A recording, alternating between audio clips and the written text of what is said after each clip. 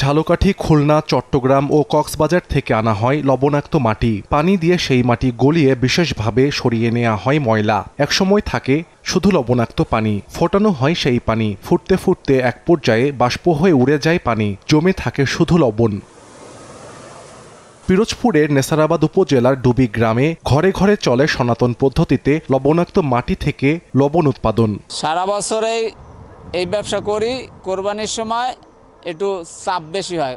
উৎপাদিত কাঁচা লবণ চলে যায় কারখানায়। সেখানে যুক্ত করা হয় আয়োডিন। তৈরি হয় ভোজ্য ও শিল্পে ব্যবহৃত লবণ। একই সঙ্গে কারখানায় প্রক্রিয়াজাত করা হয় সামুদ্রিক লবণও। ভোজ্য লবণ প্রতি কেজি বিক্রি হয় ৩০ টাকায়, আর শিল্পে ব্যবহৃত লবণ বিক্রি হয় প্রতি কেজি ২০ থেকে ২৫ টাকায়। আসন্ন কোরবানির ঈদকে সামনে রেখে কয়েক গুণ ব্যস্ততা বেড়েছে লবণ তৈরির কারিগরদের। কেরেশ করা হয়, হাউজে গুলাইয়া রোলার মারা হয়, ওখান থেকে দোলাই করে মিঠা পানি দিয়ে ওটা করা হয়। লবণ আমরা এখানে আনিয়া আয়োডিন মিক্সার করিয়া প্যাকেট করি। মানসম্মত খাবার উপযোগী আয়োডিনযুক্ত বিশুদ্ধ লবণ আর একটা শিল্পের ব্যবহারের জন্য তৈরি হয়। লবণ দরকার আছে চামড়ার জন্য, বিভিন্ন বাজারে হাটে বাজারে তো অনেক লবণের এখন চাহিদা। লবণ শিল্প বিকাশে এর সঙ্গে জড়িতদের ঋণ সহায়তা ও পরামর্শ দিয়ে যাচ্ছে বিসিক।